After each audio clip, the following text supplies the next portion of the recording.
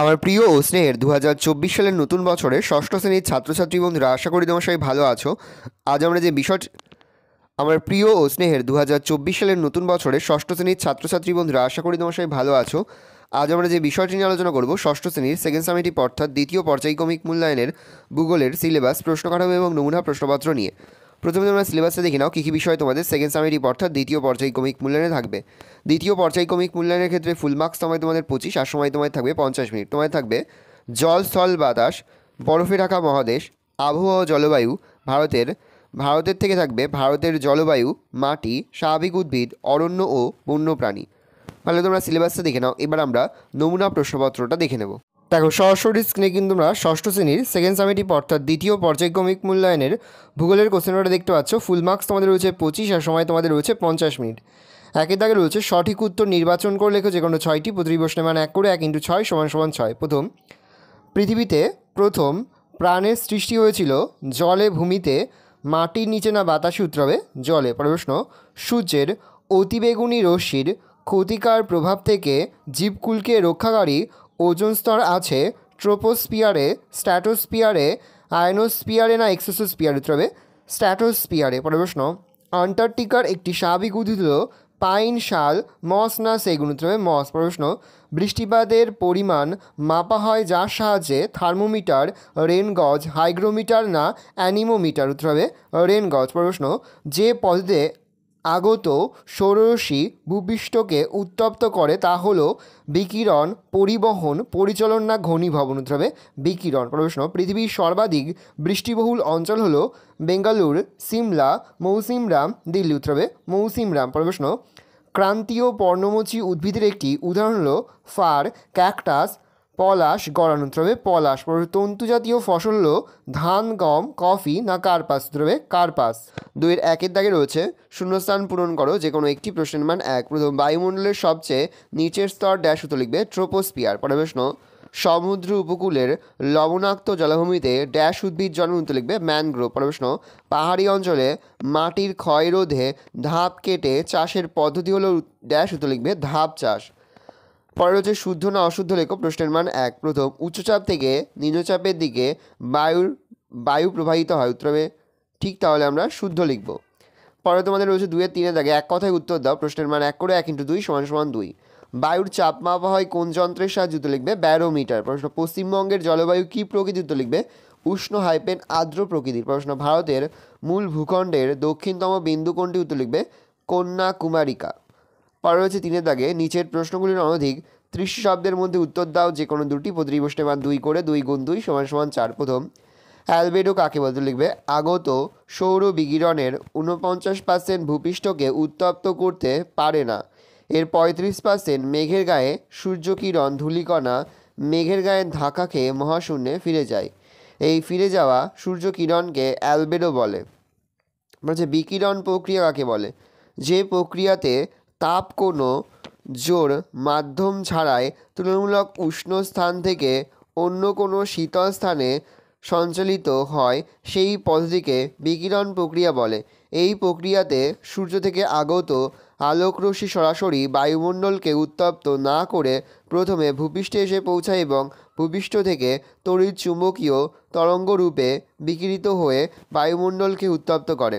বলছে ল্যাটেরাইট মাটির রং লাল কেন? ল্যাটেরাইট মাটিতে বৃষ্টিপাতের ফলে ধৌত প্রক্রিয়ায় সিলিকা মাটির নিচের স্তরে চলে যায় এবং ওপরের স্তরে লোহা ও অ্যালুমিনিয়ামের অক্সাইডের আধিক্য দেখা যায়। লৌহ অক্সাইডের উপস্থিতির জন্যই এই মাটির রং লাল। 4 দাগে রয়েছে নিচের প্রশ্নগুলির অনধিক 50 শব্দের মধ্যে উত্তর দাও যে কোনো দুটি। প্রতিটি প্রশ্নের মান 3 করে 3 × 2 = 6। প্রথম, আন্টার্কটিকা মহাদেশকে বিজ্ঞানের মহাদেশ বলা হয় কেন? আন্টার্কটিকা পৃথিবীর সমস্ত দেশের একটি আন্তর্জাতিক ভূখণ্ড। এই মহাদেশ কোনো দেশের অধীন নয়। আমেরিকা যুক্তরাষ্ট্র, Norway, Britain, Australia, New Zealand, France, Germany, Japan, Argentina, Bharat সহ প্রায় 40টি দেশের 100টিরও বেশি গবেষণাকেন্দ্র এই মহাদেশে আছে।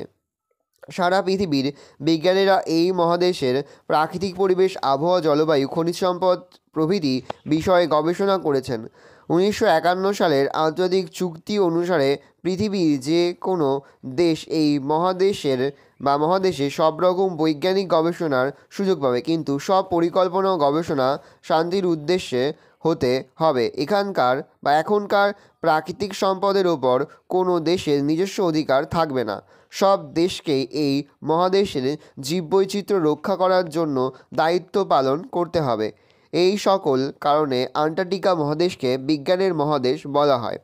বলছে আন্টার্কটিকা মহাদেশকে পৃথিবীর উচ্চতম মহাদেশ বলা হয় কেন? তো লিখবে আন্টার্কটিকা মহাদেশে প্রকৃতপক্ষে প্রাচীন গন্ডওয়ানাল্যান্ডের অন্তর্গত একটি শিল জাতীয় মালভূমি। এর ভূমিভাগের গড় উচ্চতা প্রায় 2500 মিটার হলেও তার উপর আছে পুরু বরফের চাদর। সব মিলিয়ে এই মহাদেশের গড় উচ্চতা পৃথিবীর অন্যান্য মহাদেশের গড় উচ্চতা থেকে বেশি। এই কারণে এই মহাদেশকে পৃথিবীর উচ্চতম মহাদেশ বলা হয়। মৌসুমী বায়ুর বৈশিষ্ট্য লেখো। এক, স্থল ও জলভাগের মধ্যে চাপের তারতম্যজনিত কারণে মৌসুমী বায়ু প্রবাহের সৃষ্টি হয়ে থাকে। 2, শীত ও গ্রীষ্মকালে বায়ু বিপরীত দিক থেকে প্রবাহিত হয়ে থাকে, যেমন গ্রীষ্মকালে দক্ষিণায়ন পশ্চিম দিকে। 2, শীত ও গ্রীষ্মকালে বায়ুর বিপরীত দিক থেকে প্রবাহিত হয়ে থাকে, যেমন গ্রীষ্মকালে দক্ষিণায়ন পশ্চিম দিক থেকে এবং শীতকালে উত্তরায়ন পূর্ব দিক থেকে মৌসুমী বায়ু প্রবাহিত হয়। মৌসুমী বায়ুর প্রভাবে প্রধানত গ্রীষ্মকালে বৃষ্টিপাত হয়ে থাকে এবং শীতকাল শীতল ও শুষ্ক প্রকৃতির হয়। মৌসুমী বায়ুর প্রভাবে যে বৃষ্টিপাত হয় তা সাধারণত শৈলক্ষেপ শ্রেণীর হয়ে থাকে। 5, মৌসুমী বায়ু কেবলমাত্র একটি নির্দিষ্ট সময়ে প্রবাহিত হয়, অন্য সময় এই বায়ুর স্থায়িত্ব থাকে না বলে মৌসুমী বায়ুকে সাময়িক বায়ু বলা হয়। 6, মৌসুমী বায়ুর প্রবাহ অনেকগুলো কারণের দ্বারা নিয়ন্ত্রিত হয় বলে মৌসুমী বায়ু প্রবাহের কোনো সুনিশ্চয়তা নেই। তাই কোনো বছর মৌসুমী বায়ু সময়ের আগে আবার কোনো বছর সময়ের পরে প্রবাহিত হয়ে থাকে।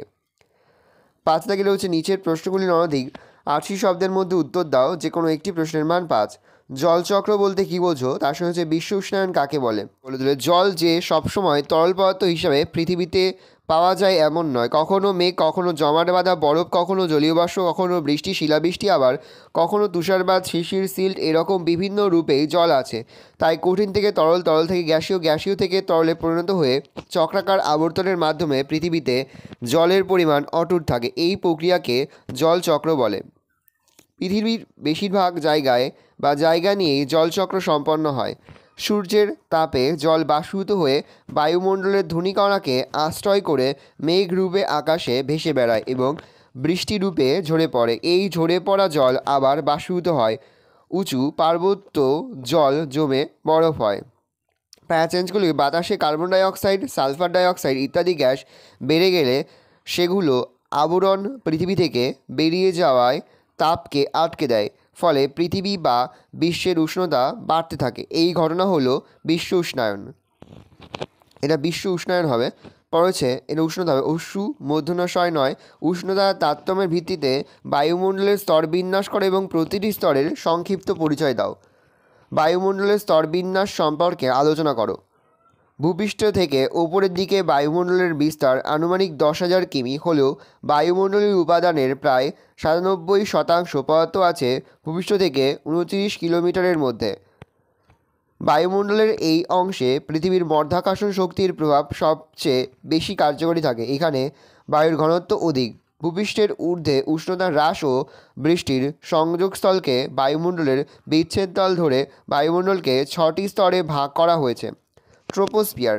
টোপো কথার অর্থ পরিবর্তনশীল, সেজন্য বায়ুমণ্ডলের সর্বনিম্ন পরিবর্তনশীল স্তরটি ট্রোপোস্ফিয়ার নামে পরিচিত।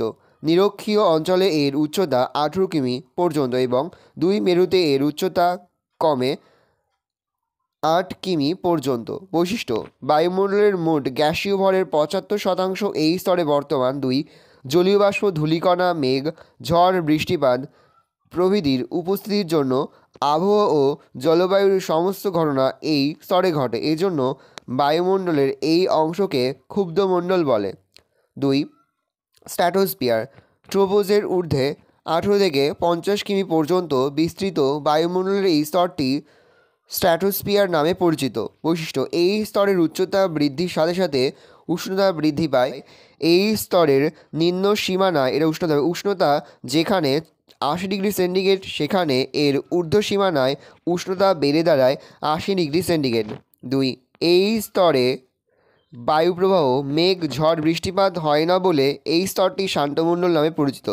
স্ট্র্যাটোস্ফিয়ার এর উপরিভাগ স্ট্র্যাটোপোজ নামে পরিচিত। মেসোস্ফিয়ার: গ্রিক শব্দ মেসো এর অর্থ হলো মধ্যম এবং স্পিয়ার শব্দের অর্থ হলো অঞ্চল, অর্থাৎ মেসোস্ফিয়ার শব্দের আক্ষরিক অর্থ হলো বায়ুমণ্ডলের মধ্য অঞ্চল।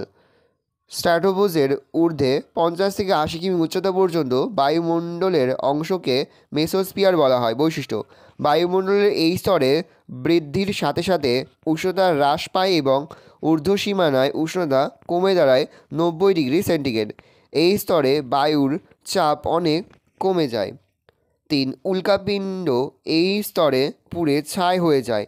এই স্তরের ঊর্ধ্বে কিছু দূর পর্যন্ত এর উষ্ণতার কোনো পরিবর্তন হয় না। বায়ুমণ্ডলের এই অংশকে মেসোপোজ বলা হয়। পরে বর্ণন করবে থার্মোস্ফিয়ার বা আয়নোস্ফিয়ার।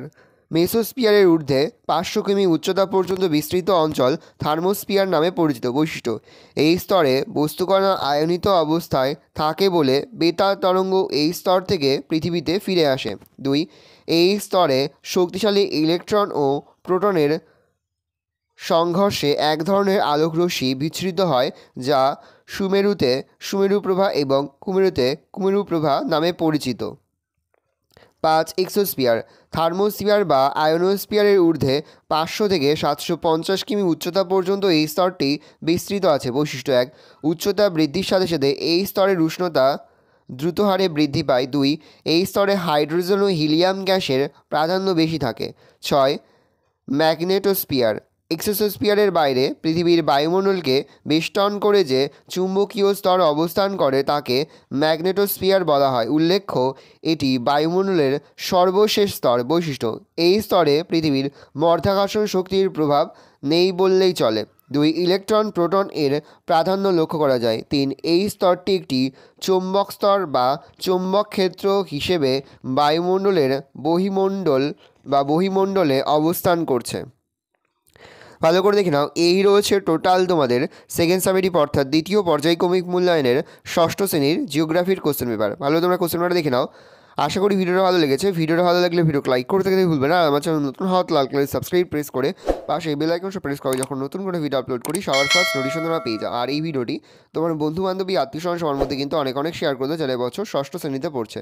আমরা কিন্তু ইতিমধ্যে ষষ্ঠ শ্রেণীর প্রতিটি বিষয়ের সিলেবাস, প্রশ্নকাঠামো এবং নমুনা প্রশ্নপত্র কিন্তু আপলোড করে দিয়েছি। তোমরা এখনও পর্যন্ত সেই ভিডিওগুলো না দেখে থাকো, ভিডিওগুলো কিন্তু তাড়াতাড়ি দেখে নাও। তোমাদের সকলকেই জানাই আগাম পরীক্ষার অনেক শুভেচ্ছা এবং অভিনন্দন। আশা করি সকলের পরীক্ষায় খুব ভালো হবে। কোথাও লিখতে বা বুঝতে যদি কোনো রকম অসুবিধা হয় তাহলে কিন্তু নির্দ্বিধায় কমেন্ট সেকশনে কমেন্ট করে জানাতে একদমই ভুলবে না। ভালো করে দেখে নাও কোশ্চেন পেপারটা।